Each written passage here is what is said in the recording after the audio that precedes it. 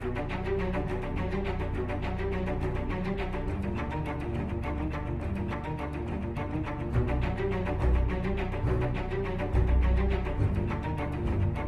to agree upon, for example, the decision to expand the membership of the BTC?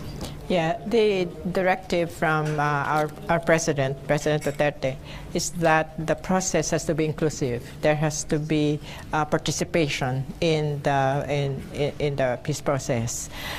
So now that we are in the implementing phase, we decided that one of the ways in which we can be very inclusive is to increase the number of the members of the Bangsamoro Transition Commission, which is going to be tasked with drafting the enabling law that will be submitted to Congress. Sir, paano po yung distribution? Is it 10 and 11? Well, I cannot speak on the government side. But for the MILF? Well, there is an increase, but I have not talked to my counterpart whether to disclose the exact number. Maybe they will know it later. Better to disclose it now with your concurrence. Yeah. So the number is going to be increased. As to how many, we will have to wait for the joint statement that we are going to make. But suffice it to say that because we want greater participation, that we have decided, I mean, and the MILF has also agreed that we will increase the number. As to how many, that we'll have to wait until we have the joint statement later. But was it a difficult decision in the first place on the part of the MILF to agree to add more members? It's more or less a difficult situation because on the basis of signed document, it is stated that it's going to be 15. 8 coming from the MILF and 7 coming from the government of the Philippines. But on the spirit of improvement and enhancement, it's not a violation of that agreement. So we agreed with government to increase the number of the commissioners of the BTC. But of course, the expanded BTC would still be chaired by the MILF. That's part of the agreement. It would be chaired by the MILF, coming from the MILF. Yeah, and they will also still have the majority. But so we thank the MILF for being very open to enhancing the process, to making it more effective and more participatory. And I think they understand that because their whole struggle has really been to give voice to them and to share the public space so that decisions are made in a more democratic manner. And so I think in that spirit, we are very grateful to the MILF that they did make that decision to increase the numbers. In calling for inclusivity, have you decided kanino kukuhang slots yung, for example, representation to be made available, for example, sa MNLF? Would that come from the government? From the government numbers will include members from IP communities, from LGUs, from sultanates, the MNLF, and other groups. So that's not been decided on, but that's just to show you where what we're thinking. How soon will the BTC convene? And tsaka ano deadline or time frame for them to produce a new draft? You want to? Well, there is an outstanding proposal that the BTC should come up with a new Bangsamoro basic law within 1 year. And I think that's a good timeline, and we can work on that.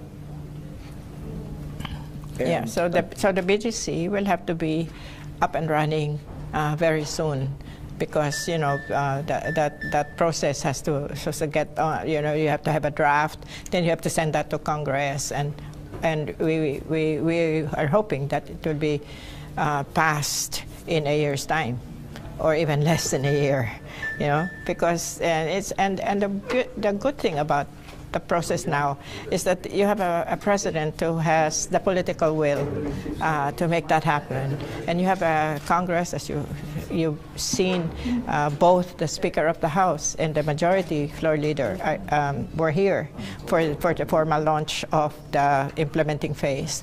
So I think there's a lot of the environment is such that we are hopeful that timeline will be followed. Clarification lang, 1 year for the BTC to submit a draft to Congress. No. Pero hindi pa kasama na ba rin It can be earlier. It can be earlier. To submit to Congress. Yeah, to Congress. submission lang The yan? sooner the better. Yes, sir. Pero how No. about your target when it comes to the ratification talaga? Yung kompleto na. Well, that's part of the process. It depends on how fast Congress can act on it. Because it has to be passed. The BBL has to be passed by Congress before the ratification. So it depends on how fast Congress can do it. And of course, the possibility that people will question it before the Supreme Court again. We don't even want to think of that. Sir, shoot ko lang kasi yung ibang mga tao may hangover pa sa, sa encounter. Paano yun, sir, moving forward? How are we going to deal with it? Alin? Yung sa Bangsamoro. Well, it's part of the whole planning that we have a good communication strategy. And we have yet to discuss that together with our counterpart from government. We need really to come up with a very, very good and comprehensive communication strategy. Who will chair the BTC pala, sir? Of course, it would be coming from them. I mean, who from them? Yan? I don't know. Kayo pa rin ba? Hindi na kayo? Most likely, I would not chair the BTC anymore. I have done my part. So you and we have delivered. And I think on my part, personally, it's already a fulfilling thing for me. But you look frustrated. How come parang you sound frustrated? No, I'm not frustrated. We have delivered. We have come up with the BBL. We have so The many CAB levels also. of engagement, and we have rendered the final report to the Office of the President. So as far as we are concerned, while it did not pass Congress, but we have done our share of the responsibility. So now it's still up to the government now to deliver that political aspect of it. And that is the intention, of course, is to deliver an enabling law that will be compliant with the Constitution, compliant with all our laws, and so that's why I'm very happy with the kind of engagement we're having with MNF. Sir, how do we avoid yung Excuse me. yung mga incidents? Well, we have to understand the mechanisms of the process, especially Sorry, just- and I think the partnership of government Yung mic. Kunin ko yung mic.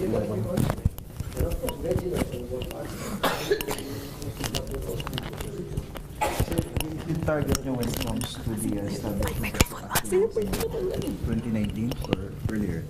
Well, it can be earlier because much of the responsibility rests with Congress.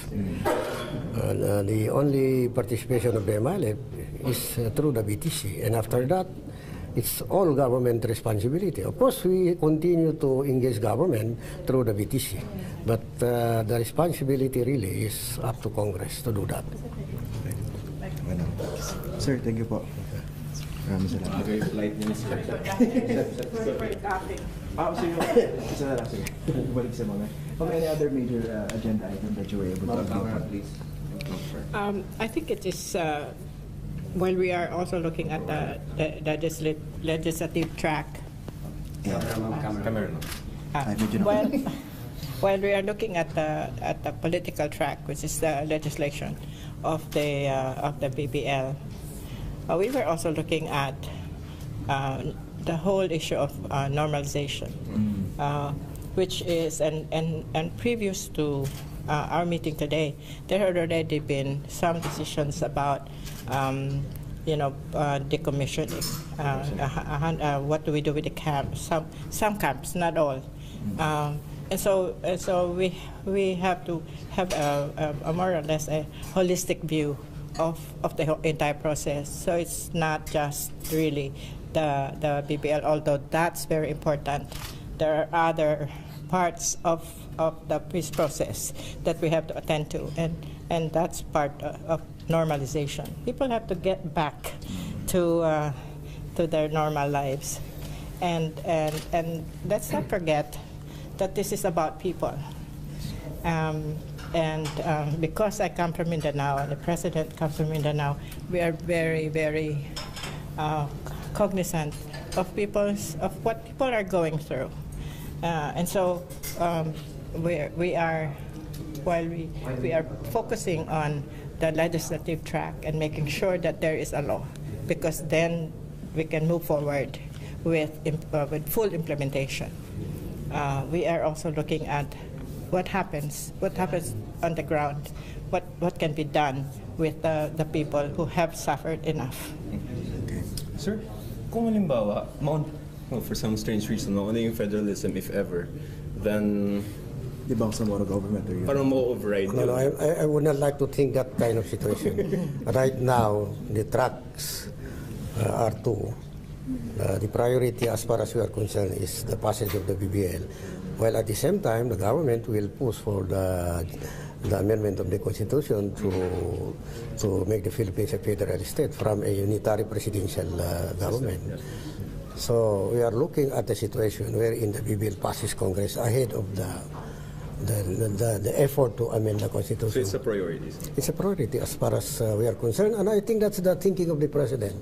In the campaign promise, and even in the SONA, he asked Congress to pass the BBL. Your level of confidence with the Duterte administration? Well, if you look at the statement of the President, the statement, especially the acknowledgement of the historical injustices committed against the Moro people, I think that's very historical. That's yeah, it's a very important statement, because man can know his failures because he has wisdom, but to admit them, to acknowledge them, it takes greatness to admit them. So admitting that there is really a historical injustice committed against the Moro people is something very historic, momentous. It's a milestone. And only the President now has the gap to say that. After 17 years of negotiation? 17 years of negotiation. It's not just the 17 years of negotiation. Yeah, including the MNLF, more than 20 years. It's the 400 years of the colonial history, because this is still part of our colonial history, and we can only really see ourselves as one country, but one state but many nations. We can only do that if we do the right thing with the Bangsamoro people.